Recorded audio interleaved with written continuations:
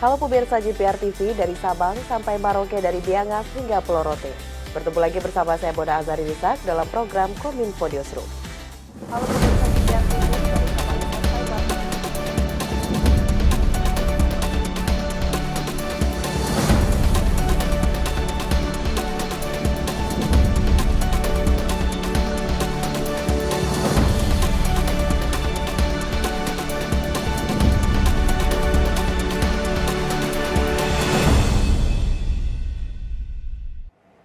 Pemirsa, kita ke informasi pertama. Memasuki libur Natal dan Tahun Baru, PT Kereta Api Indonesia antisipasi lonjakan penumpang dengan menambahkan jumlah perjalanan menjadi 51 kereta api per harinya. Untuk membuat perjalanan terasa aman, PT KAI menyiapkan 431 petugas teknis dan menyediakan alat material sebagai antisipasi gangguan saat kereta dalam perjalanan.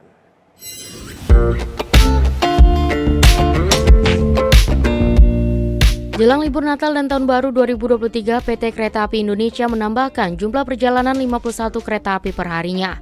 Dengan mengoptimalkan sarana siap operasi mulai tanggal 22 Desember 2022 hingga 8 Januari 2023. Direktur Utama PT Kereta Api Indonesia Didik Hartantio dalam sidang paripurna bersama Komisi 6 DPR RI menyampaikan bahwa KAI akan mempersiapkan kapasitas angkut Nataru tahun ini mencapai 5,56 juta kursi atau 309.046 kursi per harinya, lebih tinggi 190% dibandingkan Nataru 2021 yang berjumlah 162.375 kursi per harinya. Didik juga menyampaikan pihaknya akan meningkatkan keamanan dan ketertiban perjalanan kereta api, yakni untuk mengantisipasi gangguan sarana KAI akan menempatkan sarana posko di Jawa yakni lokomotif posko sebanyak 14 titik, kereta pembangkit 14 titik dan kren di 3 titik posko. Adapun untuk antisipasi gangguan terkait gangguan cuaca seperti banjir dan longsor, KAI menempatkan alat material untuk siaga, yakni pada lokasi tertentu di seluruh daerah operasional dan divisi regional. Dengan 45 orang petugas pemeriksa jalur, 62 orang petugas daerah rawan dengan total petugas sebanyak 431 orang. Antisipasi gangguan prasarana perkeretaapian ini kami lakukan terkait dengan cuaca, di mana cuaca pada sini dengan intensitas hujan yang tinggi itu menimbulkan potensi-potensi gangguan prasarana, baik itu banjir, longsor maupun gogosan yang sering terjadi. Jadi kami sudah menyediakan alat material untuk siaga yang ditetapkan di seluruh daob dan divre, serta menempatkan petugas prasarana ekstra, antara lain petugas jalan lintas, petugas pemeriksa jalur, petugas daerah rawan. Total petugas yang kami siapkan sekitar 431 orang. Informasi selanjutnya pemirsa, Menteri Perhubungan Budi Karya Sumadi mengikuti rapat kerja dengan Komisi 5 DPR RI di Kompleks Parlemen Senayan, Jakarta. Rapat tersebut membahas rencana ratifikasi protokol paket ke-9, ke-10, dan ke-11 Komitmen Jasa Angkutan Udara dalam persetujuan kerangka kerja ASEAN di bidang jasa ASEAN Framework Agreement on Service. Komisi 5 DPR Republik Indonesia bersama Menteri Perhubungan dan perwakilan dari Menteri Hukum dan HAM Republik Indonesia menggelar rapat kerja rencana ratifikasi protokol paket ke-9, ke-10, dan ke-11 Komitmen Jasa Angkutan Udara di ruang rapat Komisi 5 Senayan, Jakarta. Dalam rapat ini, Komisi 5 DPR Republik Indonesia menyetujui usulan pemerintah melakukan ratifikasi protokol paket komitmen jasa angkutan udara yang tertuang dalam kerangka kerja ASEAN di bidang jasa atau Asian Framework Agreement on Services melalui peraturan Presiden. Apakah kita setuju untuk meratifikasi protokol 9, ke-10, dan 11 tentang jasa angkutan udara negara-negara ASEAN untuk ditindaklanjuti dengan pembuatan peraturan Presiden? Apakah dapat disetujui? Setuju. Berdasarkan penjelasan dari Kemenkumham, protokol AFAS paket ke-9, ke-10, dan 11 di bidang jasa angkutan udara merupakan perjanjian internasional yang bersifat teknis sehingga tidak mengharuskan diratifikasi melalui undang-undang. Di kesempatan yang sama, Menteri Perhubungan Budi Karya Sumadi menyampaikan terima kasih kepada jajaran Komisi 5 DPR Republik Indonesia yang telah menyetujui usulan pemerintah untuk mengesahkan protokol ini melalui Perpres. Saya atas nama Kementerian Perhubungan sangat mengapresiasi dan memberikan penghargaan yang setinggi-tingginya kepada Komisi 5 yang memberikan suatu pandangan begitu positif cepat karena kita harus bersaing di internasional. Tanpa kita bahu-membahu untuk mempersiapkan diri, tidak mungkin kita menjadi negara yang bersaing. Insya Allah kita bisa menjalani semua ini dengan baik. Sebagai informasi, negara di ASEAN menyepakati perjanjian perdagangan bidang jasa di ASEAN berdasarkan Asian Framework Agreement on Services atau AFAS pada tanggal 15 Desember 1995. Perjanjian tersebut telah disahkan melalui keputusan Presiden Republik Indonesia nomor 88 tahun 1995. Perjanjian AFAS merupakan induk dari protokol pelaksanaan komitmen di bidang jasa yang terdiri dari 3 kelompok protokol yang terpisah, yaitu jasa penunjang angkutan udara, jasa keuangan, dan jasa lainnya.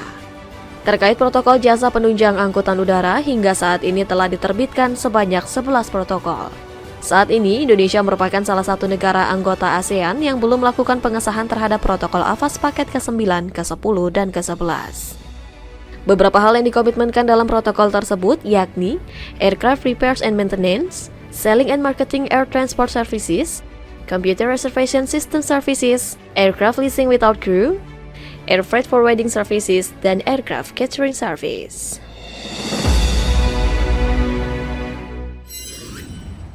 Pemirsa, realisasi belanja produk dalam negeri oleh pemerintah dan BUMN mencapai 651,8 triliun dari target 400 triliun rupiah. Dari realisasi tersebut, Menteri Koordinator Bidang Kemaritiman dan Investasi Luhut Binsar Panjaitan menilai realisasi belanja produk dalam negeri tidak terlepas dari masifnya gerakan bangga buatan Indonesia.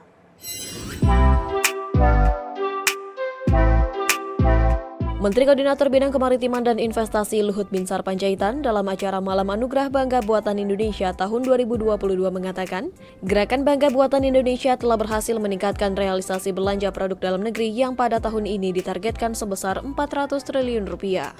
Menko Luhut menyebutkan realisasi belanja PDN hingga 12 Desember 2022 oleh pemerintah dan BUMN mencapai 651,8 triliun rupiah dari sekitar 400 triliun rupiah, yang dimana sekitar 15% untuk belanja UMKM.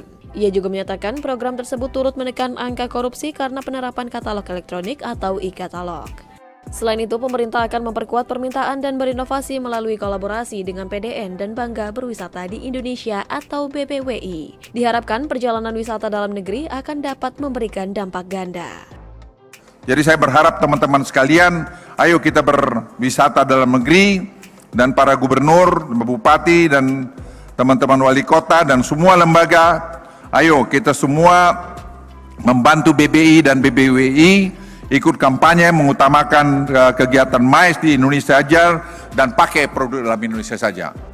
Peluncuran BBWI adalah sebagai program kolaboratif antara pemerintah, masyarakat, asosiasi dan industri dengan target 1,4 miliar perjalanan wisatawan Nusantara atau 2 kali lipat capaian pada tahun ini. Upaya ini diharapkan dapat menghasilkan pendapatan pariwisata senilai 3.281 triliun rupiah atau setara dengan 18% PDB nominal. Peluncuran BBWI juga didukung oleh Kementerian Komunikasi dan Informatika. Dalam hal ini disampaikan oleh Menteri Kemenkominfo Johnny G. Plate. Saya, Menteri Komunikasi dan Informatika Republik Indonesia, mengajak masyarakat Indonesia, ayo kita berwisata di Indonesia aja. Destinasi pariwisata khususnya wilayah premium dan super premium telah terkoneksi dengan jaringan internet, memfasilitasi para digital nomad. Keindahan Nusantara yang tak terhingga, keramah tamahan masyarakat lokal, fasilitas dan konektivitas yang memadai, hingga berbagai festival telah dipersiapkan untuk menyambut Anda berwisata. Kementerian Hukum dan HAM telah melahirkan 4 terobosan selama tahun 2022. Tak hanya itu pemirsa, Menteri Hukum dan Hak Asasi Manusia Yusana Halauli menyatakan penerimaan negara bukan pajak Direktorat Jenderal Imigrasi mencapai lebih dari 4 triliun rupiah.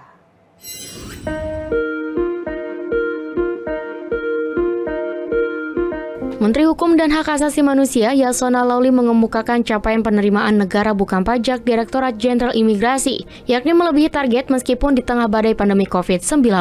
Adapun target penerimaan negara bukan pajak Ditjen Imigrasi yang diberikan yakni sebesar 2 triliun rupiah, namun Ditjen Imigrasi berhasil menerima lebih dari 4 triliun rupiah. Realisasi penerimaan negara bukan pajak Direktorat Jenderal Imigrasi pada tanggal 9 Desember sebesar 176 miliar. Ini adalah lompatan target yang sangat besar karena 4 triliun 176 miliar. Ini adalah satu lompatan target yang sangat besar karena pagu anggaran kami untuk PNBP adalah 2 triliun. Dan ini capaiannya 208,85% yang berasal dari pembuatan paspor, pendapatan visa, pendapatan izin tinggal, dan klaim lainnya. Lebih lanjut, hingga 17 November 2022, Ditjen Imigrasi telah menerbitkan sebanyak 3,2 juta paspor. Kemudian memberikan 385.000 persetujuan visa elektronik serta memberikan 33.000 izin tinggal bagi warga negara asing. Tak hanya itu, Kementerian Hukum dan HAM juga telah melahirkan 4 terobosan selama tahun 2022. Terobosan tersebut terdiri atas penerapan second home visa, penerapan masa berlaku paspor 10 tahun, penerapan proses penerbitan izin tinggal online, dan peluncuran elektronik visa on arrival. Sebelumnya telah kita minta agar seorang asing dapat membayar secara online pembayaran PNBP untuk visa on arrival. Ini mendapat sambutan yang luar biasa sehingga terjadi permohonan visa on arrival yang lebih banyak karena mereka bisa membayar dari luar sebelum masuk sehingga tidak perlu antrian lagi dan memudahkan.